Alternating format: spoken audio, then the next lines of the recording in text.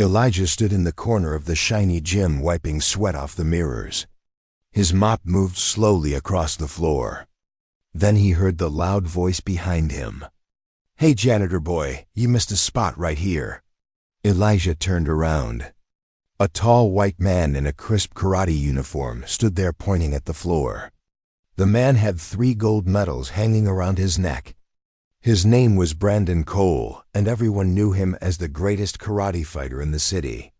Brandon laughed and kicked his dirty shoe across the clean floor Elijah just mopped. "Clean it again. That is all you people are good for anyway." The whole gym went silent. 20 students stopped training and stared. Nobody knew that Elijah carried a secret that would change everything in the next few minutes. This was the day Brandon Cole would learn the biggest lesson of his life. Elijah took a deep breath and looked down at the dirty floor. His hands gripped the mop handle tight. He was 38 years old and had been cleaning this gym for 3 years. Every day he came in at 5 in the morning and left at 9 at night. He mopped floors and cleaned toilets and wiped down equipment. Nobody ever talked to him except to tell him what to clean next. Elijah wore old blue work clothes that had holes in them. His shoes were falling apart, but his eyes were different. His eyes were calm and strong like a deep ocean. Brandon Cole stood there with his arms crossed, waiting for Elijah to say something back. The other students whispered to each other. Some looked embarrassed. Others looked angry. But nobody said anything to defend Elijah. Brandon was the star of the gym. He won every tournament. He had sponsors and fame and money. The gym owner loved him because he brought in new students every week.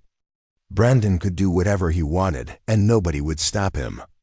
"I will clean it, sir," Elijah said quietly. His voice was soft, but it did not shake. He bent down with his mop and started cleaning the spot where Brandon kicked his shoe.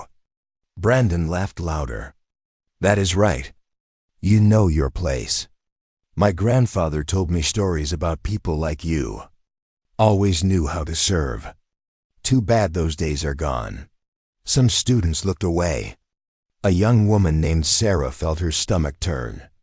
She wanted to say something, but fear kept her mouth shut. Brandon walked away laughing and high-fived his friend Jake. They went back to practicing their kicks on the heavy bags. Elijah kept cleaning. He moved his mop in slow circles. Water and soap mixed on the floor. The smell of pine cleaner filled the air. Elijah thought about his daughter waiting at home. She was 16 and needed new shoes for school. He thought about his mother who was sick and needed medicine. He needed this job. He could not afford to lose it.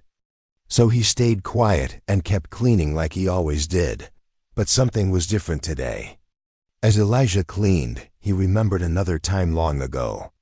He was 20 years old and wore a white karate uniform just like Brandon. Back then people called him Lightning Elijah. He was fast and strong and nobody could beat him. He won the National Karate Championship 3 years in a row. Trophies filled his apartment. Magazines wrote stories about him. Everyone said he would be the greatest fighter America ever saw. Then one night everything changed. Elijah was driving home from practice when he saw a car accident. A family was trapped inside a burning car. Elijah ran to help them. He pulled out a mother and 2 children. But when he went back for the father, the car exploded. The blast threw Elijah 15 feet. He woke up in the hospital 6 weeks later. The doctors said his back was broken. They said he would never walk again. But Elijah proved them wrong. After 2 years of pain and physical therapy, he learned to walk. But his fighting days were over. His speed was gone. His power was gone. The people who used to cheer for him forgot his name. The sponsors left. The magazines stopped calling. Elijah lost everything. He lost his apartment and his car and his dreams. He took the only job he could find. Cleaning floors at the same gym where he used to train champions. Brandon finished his practice and walked to the locker room. He passed by Elijah again. "Still here, janitor?" You work slower than my grandmother." His friends laughed. Elijah said nothing. He just kept mopping. Inside his heart hurt, but his face stayed calm. He learned a long time ago that anger only makes things worse. He learned that real strength is not about fighting. It is about surviving. It is about getting up every day, even when the world pushes you down. It is about taking care of the people you love, no matter what. Brandon went into the locker room singing a rap song. His voice echoed off the tiles. Elijah moved to clean the front desk area. The gym owner, Mr. Patterson, sat there counting money. He was a short, fat man with greedy eyes. "Elijah, the bathroom needs cleaning. Someone made a mess in there." Elijah nodded and grabbed his supplies. As he walked to the bathroom, he passed by the trophy case. Inside were photos of past champions. In the back corner, covered in dust, was a small photo of Elijah from 15 years ago. He was young and strong, holding up a gold trophy. His smile was big and bright. Elijah stared at the photo for a long moment. That person felt like a stranger now. The next day, Brandon came back to the gym with a camera crew. A local sports channel was doing a special about him. The reporter was a pretty woman named Janitor. She asked Brandon questions about his training and his wins. Brandon talked loud and confident. "I am the best because I work harder than everyone else. I have discipline and focus. That is what separates champions from regular people." The camera followed him around the gym. Brandon showed off his kicks and punches. He broke boards with his bare hands. The students clapped and cheered. Then Brandon saw Elijah cleaning in the corner. An evil idea came into his head. "Hey, Jennifer, you want to see something funny? Watch this." Brandon walked over to Elijah. The camera followed him. "Hey, Janitor, you ever try karate? Bet you could not even break a board." Elijah looked up. His face was tired. "No, sir, I just clean." Brandon laughed. "Come on, try it. Just once. For the camera." He held up a thin board. "I bet you $50 you cannot break this." "Oh, wait. You probably do not have $50. The students watched. Some felt uncomfortable. Sarah spoke up. "Brandon, leave him alone. He is just doing his job." Brandon turned to her. "Mind your business, Sarah. I am just having fun." Elijah put down his mop. He looked at the board. He looked at Brandon. He looked at the camera. Something inside him shifted. For 3 years, he stayed quiet. For 3 years, he let people treat him like he was invisible. But today was different. Today, he was tired of being small. "Okay," Elijah said. "I will try." Brandon grinned big. He loved humiliating people. He held the board between his hands. "Go ahead, janitor boy. Give it your best shot." The room went quiet. Everyone watched. Elijah stood in front of the board. He closed his eyes for a moment. He took a deep breath. Then he opened his eyes. In one smooth motion, his hand came up and struck the board. The sound was like a gunshot. The board exploded into pieces. Splinters flew everywhere. Brandon stumbled backward. His mouth fell open. The camera kept rolling. Jennifer gasped. The students erupted in shock. Elijah stood there calm. His hand did not even look hurt. "Where did you learn that?" Brandon asked. His voice shook. Elijah picked up his mop. "I used to train a little bit. Long time ago." Brandon felt his face get hot. He felt embarrassed in front of the camera. He felt his power slipping away. Anger filled his chest. "You think you are tough? You think breaking one board makes you special? I could destroy you, old man." Elijah shook his head. "I do not want to fight you. I just want to do my job." But Brandon could not let it go. His ego was hurt. "No, we are going to settle this right now. You and me. In the ring. Unless you are scared. The students murmured. Sarah stepped forward. Brandon, this is crazy. He is just a janitor. Leave him alone. Brandon pushed her away. Stay out of this, he turned to Mr. Patterson. Boss, you saw that, right? This janitor thinks he is better than me. Let us have a match. Right now. Mr. Patterson looked nervous. He did not want trouble. But he also did not want to upset his star student. I do not know, Brandon. This seems like a bad idea. Brandon pulled out his wallet. I will pay you $500 to use the ring for 10 minutes. And if I win, you fire this janitor. He does not respect me. Mr. Patterson looked at the money. Greed won. Okay, 10 minutes. Elijah tried to walk away. I do not want to fight. I need this job. I have a daughter and a sick mother. Brandon grabbed his arm. Too late. You already showed off. Now back it up. Elijah felt trapped. If he walked away, Brandon would make his life worse. If he fought, he might lose his job anyway. But something else stirred inside him. A memory of who he used to be. A memory of dignity and pride. Maybe it was time to stand up. Maybe it was time to remind the world that he still mattered. Okay, Elijah said quietly. I will fight you. But when I win, you apologize to me in front of everyone. And you never disrespect another person in this gym again. Brandon laughed. Deal, but you are not going to win, old man. The students formed a circle around the ring. The camera crew kept filming. Jennifer sensed this was going to be a big story. Elijah went to the locker room. His hands shook as he changed into old gym clothes. He looked in the mirror. His body was older now. His muscles were not as big. His hair had gray in it. But his eyes still had that fire. He walked out to the ring. Brandon was already there, stretching and shadowboxing. He looked confident and strong. The bell rang. Brandon came out fast, throwing punches and kicks.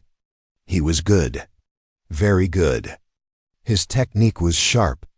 His speed was impressive. But Elijah was something else. Elijah moved like water. Every punch Brandon threw, Elijah slipped. Every kick Brandon launched, Elijah avoided. Brandon got frustrated. He threw harder and faster. But he could not touch Elijah. The students watched in amazement. Who was this janitor? Elijah did not attack. He just defended. He just moved. His feet glided across the mat. His body bent and twisted. It was like watching a dance. Brandon started breathing hard. Sweat poured down his face. He threw a big roundhouse kick. Elijah caught his leg in midair. Time seemed to stop. Their eyes met. Brandon saw something in Elijah's eyes. Something ancient and powerful. Something that made him afraid. Elijah gently put Brandon's leg down. You are very talented, Elijah said. But talent without respect is nothing. Strength without kindness is weakness. Brandon felt something break inside him. Not his body. His ego, his pride. All his life he thought being tough meant being cruel. He thought being strong meant putting others down. He looked at Elijah and saw a man who lost everything but still had dignity. He saw a man who cleaned toilets but carried himself like a king. Tears came to Brandon's eyes.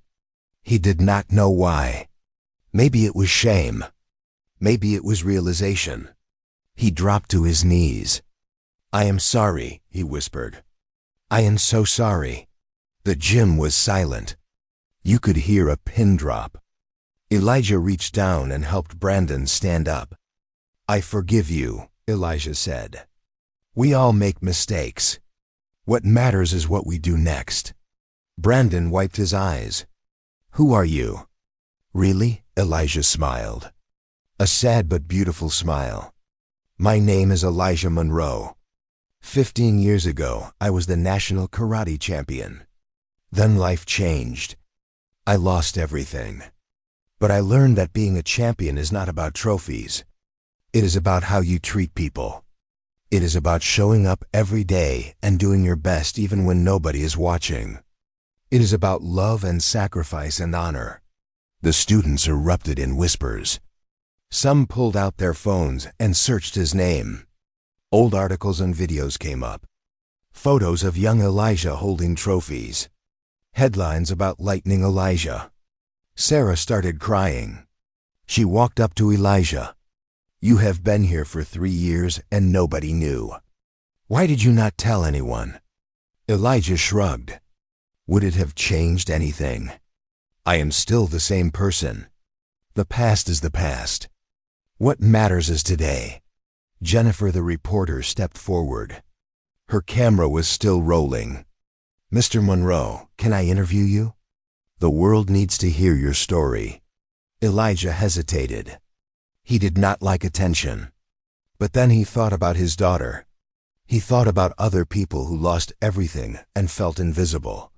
Maybe his story could help someone. "Okay," he said. "But only if Brandon is part of the story too." He learned something important today. We both did. Brandon nodded. His face was red from crying. "I want to make this right. Mr. Monroe, I want to pay for your daughter's education. And your mother's medical bills. It is the least I can do." The story went viral. Within days, millions of people watched the video of Elijah and Brandon. News channels picked it up. Social media exploded. People called Elijah a hero. They called Brandon's transformation inspiring. Letters poured in from around the world. People shared their own stories of falling down and getting back up. Elijah became famous again, but this time it was different. He was not famous for his kicks and punches. He was famous for his character, for his quiet strength, for his ability to forgive. Companies offered him jobs. Gyms wanted him to teach. But Elijah made a different choice. He started a non-profit organization. He called it Second Chance Champions. The organization helped people who lost everything get back on their feet. It provided job training and counseling and support. Brandon became Elijah's partner. He donated money and time. He taught classes, but now his teaching was different. He taught respect and humility along with technique. The two men became friends. They traveled to schools and community centers sharing their story. 1 year later, Elijah stood on a stage in front of thousands of people. He was receiving a humanitarian award. His daughter sat in the front row. She was crying with pride. His mother sat next to her. The medicine and treatment Brandon paid for saved her life. She looked healthy and happy. Elijah took the microphone. "When I was young, I thought being a champion meant winning fights. I thought it meant being the strongest and fastest. But life taught me something different. Life knocked me down hard. It took away everything I loved. I spent years cleaning floors and taking insults. I felt invisible. But those years taught me the real meaning of strength. Strength is not about hurting others. It is about enduring pain with dignity. It is about choosing kindness when the world is cruel. It is about getting up every morning and trying again even when you feel broken. Every person in this room has been knocked down by life. Every person has felt invisible or unimportant. But I am here to tell you that your value does not come from what you do or what you have. It comes from who you are inside. It comes from how you treat others. It comes from your ability to love and forgive and hope. The crowd stood up clapping. Some people cried. Brandon walked on stage and hugged Elijah. "Thank you for teaching me," Brandon said into the microphone. "I was so focused on being the best that I became the worst version of myself. I hurt people because I thought it made me powerful. But Elijah showed me that real power is lifting others up. Real victory is helping someone else win. I am grateful every day for that moment in the gym. It changed my life." After the ceremony, Elijah drove home. The city lights twinkled outside his window. He thought about the long journey from that hospital bed to this moment. All the pain and struggle and doubt. All the nights he cried himself to sleep, wondering if things would ever get better. All the mornings he wanted to give up but chose to keep going for his daughter and mother. It was worth it. Every single moment was worth it. Because now he understood something deep and true. Life is not about avoiding failure. It is about how you respond to failure. It is about finding meaning in suffering. It is about turning your pain into purpose. Elijah pulled into his driveway. His daughter ran out to meet him. "Dad, I am so proud of you," she said, hugging him tight. "You are my hero." Elijah held her close. "You are my hero too, baby. You kept me going when I wanted to quit. You gave me a reason to fight." They walked inside together. His mother was cooking dinner. The house smelled like love and warmth. They sat down to eat. They held hands and said grace. Elijah looked at their faces and felt complete. This was the real victory. Not trophies or fame or revenge. Just love, just family, just peace. That night Elijah could not sleep. He went outside and looked at the stars. He thought about all the people watching his story. He hoped it gave them strength. He hoped it reminded them that they matter, that their struggles are not in vain, that every ending can become a new beginning if you just hold on a little longer. The wind blew gentle and cool. Elijah closed his eyes and whispered a prayer of gratitude for the hard times that made him strong, a prayer of hope for everyone still fighting their battles, a prayer of love for the broken and forgotten and invisible people of the world. The next morning Elijah went back to the gym. But this time he walked in as a teacher, not a janitor. Mr. Patterson apologized and offered him a position leading a new program for underprivileged youth. Elijah accepted. He taught kids who came from rough neighborhoods, kids who felt invisible like he once did. He taught them karate, but he also taught them life. He taught them that respect is earned through character, not violence. He taught them that true strength comes from compassion. One of his students was a boy named Jamal. Jamal was angry at the world. His father was in prison. His mother worked 3 jobs. He got in fights at school. But Elijah saw himself in Jamal. He spent extra time with him. He listened to his pain. He showed him a different way. Slowly Jamal changed. His anger turned to discipline. His violence turned to focus. 2 years later, Jamal won a regional tournament. When they put the medal around his neck, he looked for Elijah. When their eyes met, Jamal mouthed 2 words: "Thank you." Brandon continued his own journey of change. He used his platform to speak against racism and bullying. He admitted his mistakes publicly. Some people criticized him. They said he was just trying to save his reputation. But Brandon did not care. He knew the truth. He knew Elijah saved him from becoming a person he would have hated. He knew he had a responsibility to do better. He started a scholarship fund for minority students interested in martial arts. He visited prisons and talked to inmates about second chances. He became a voice for change in the karate community. Some old friends left him. They said he went soft. But new friends came. Better friends. People who valued growth and humanity.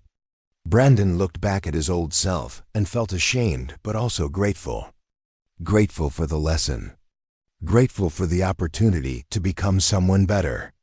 He kept a photo of Elijah in his wallet.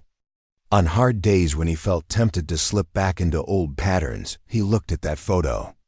He remembered the man who had every reason to hate him, but chose to forgive instead. 5 years passed. Elijah's organization grew.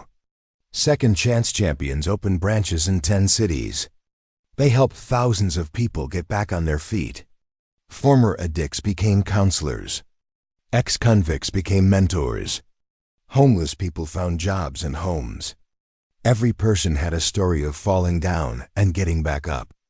Elijah traveled constantly speaking and teaching. But he always made time for his family. His daughter graduated college.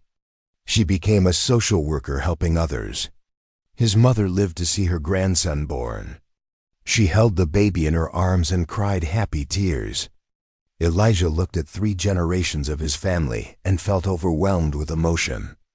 This was the legacy. Not trophies, not fame, not revenge against those who hurt him. Love. That was the only legacy that mattered. That night Elijah sat on his porch holding his grandson. The baby slept peaceful in his arms. The stars shone bright above. Elijah thought about that day in the gym when Brandon mocked him. The day that changed everything. He smiled. Sometimes the worst moments lead to the best outcomes. Sometimes pain is the doorway to purpose.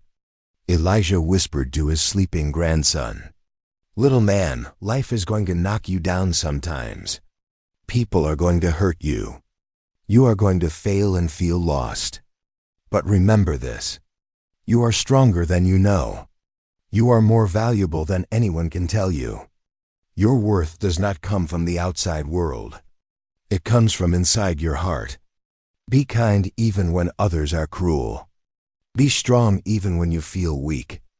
Stand up for what is right even when it costs you something. That is what makes a real champion. That is what makes a real man." The baby stirred but stayed asleep. Elijah rocked him gently. Somewhere in the city, Brandon was teaching a class. Somewhere a person who felt invisible was watching their story and finding hope. Somewhere a bully was learning to be kind. Somewhere a victim was learning to forgive.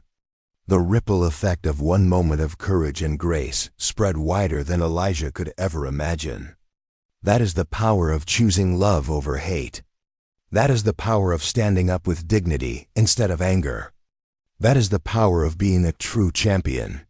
Years later, when Elijah was an old man, he sat in the same gym where it all happened. The place was different now. The walls were covered with photos of students who changed their lives. Success stories everywhere. Brandon sat next to him. They were both gray-haired and wrinkled, but their eyes still sparkled. "You know what is funny?" Brandon said. "I thought I was the champion back then. I had the medals and the fame. But you were the real champion all along. You just did not need anyone to tell you." Elijah shook his head. "We are all champions, Brandon. Every person who keeps going when life gets hard. Every person who chooses kindness over cruelty. Every person who gets up one more time after being knocked down. That is a champion. Not just the people who win trophies." They sat in comfortable silence. 2 men who started as enemies became brothers. 2 men who taught the world that change is always possible. That forgiveness is stronger than revenge. That love conquers all. The gym filled with students. Young people from every background. Black and white and brown. Rich and poor. Each one learning not just how to fight, but how to live. How to be good humans. How to make the world better. Elijah watched them train and felt complete. His journey from champion to janitor to champion again taught him the greatest lesson of all. Your circumstances do not define you. Your response to circumstances defines you. And when you respond with grace and dignity and love, you become unstoppable. That is the story of Elijah Monroe, the broken champion who discovered that being broken is where real strength begins. Years passed and the city kept changing, but Elijah kept showing up with the same calm smile and the same steady walk and the same open heart. And one afternoon a storm rolled over the rooftops and the gym lost power and the kids were scared and wanted to go home, but Elijah lit small lanterns and set them around the mat and said class is still on because real training does not stop when the lights go out. And they practiced footwork by the glow of the lamps and learned to breathe while rain hit the windows like drums. And later that year, Jamal came back from college to teach a summer camp, and he brought his friends. who were boxers and dancers and coders and nurses, and they turned the gym into a safe camp for every kid who needed. One and Brandon stood in the back with a clipboard and laughed at how big it all got and told, "Elijah, you built this," and Elijah said, "No, we built this." And he pointed at the circle of teachers and students and parents and said, "We did it together." And one morning a new boy showed up with sleeves too short and shoes too big and eyes hard, like broken glass, and he had a record for fighting at school and a record for missing class, and he told Elijah he did not believe in second chances, and Elijah nodded and handed him a broom and said, "Start by sweeping the mat," and the boy scowled, but he did it, and Elijah showed him how to sweep with pride, and that tiny task became his doorway to change, and he stayed and trained and learned to bow and listen, and the hard look in his eyes turned soft like rain. And in the fall Elijah took his students to a neighborhood fair where their demo time was last and the crowd was tired and ready to go home, and Elijah told his team, "We will end with kindness," and he asked the audience to shout out a word they needed more of, and they shouted hope, and then they shouted courage, and then they shouted forgiveness, and Elijah called 3 kids to step forward, and each one broke a board with that word written on it, and when the board split, the crowd cheered because it felt like their own fear had been split too, and the city started calling the gym a lighthouse because people who were lost could find their way back by following its glow. And one winter Brandon hurt his knee and thought he would have to quit teaching, and he sat with his head down and said, "I am scared, Elijah," and Elijah placed a hand on his shoulder and said, "It is okay to be scared, but it is not okay to stop caring." And Brandon did the therapy and healed slow and steady, and he came back with a new lesson for the kids about patience and faith and the power of small steps. And when the mayor visited to give the program a grant, he asked Elijah to say a few words. And Elijah said, "Our city is strongest when we lift from the bottom, because when the floor rises, everyone rises." And the mayor put that line on a billboard, and people smiled when they drove by. In one spring morning, Elijah woke up feeling a pain he had not felt since the hospital years, and his daughter, who was now a mother herself, drove him to the clinic, and the doctor said he needed rest and lighter hours, and Elijah nodded and cut his schedule, but he did not cut his presence, and he sat on a chair by the door and greeted every kid by name and asked about school and family and meals. And when a kid said, "I did not eat today," Elijah walked them to the kitchen and fixed a simple plate and said, "Eat first, then we grind," and the gym bought a fridge and kept it full, and nobody trained hungry again. And Jamal started a program called Homework First in grades went up and fights at school went down, and the principal started sending thank you notes. And on the 5th anniversary of the non-profit, they held a block party, and every face on the posters was a face that had been counted out at some point, and every one of them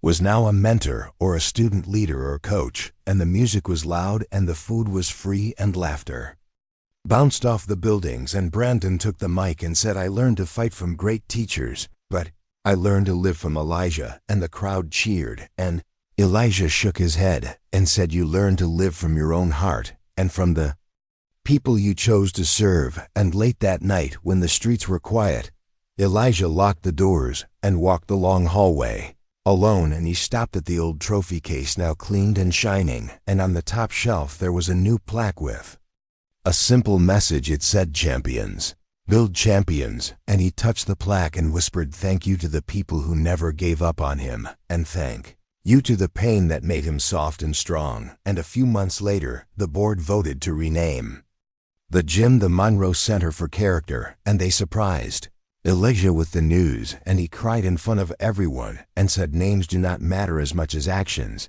but if this name helps one child feel seen, then I accept with joy." And the first class under the new sign was full, and the last student to walk in was the new boy with the big shoes, and he bowed and said, "I am ready." And Elijah bowed back and said, "I am ready too." And in the winter another camera crew came, but this time they were not there for drama or a fight. They were there to film quiet moments, like an old champion tying a little girl's belt, and a young coach leading meditation, and a repaired bully handing out snacks. And when the show aired, the phones rang again.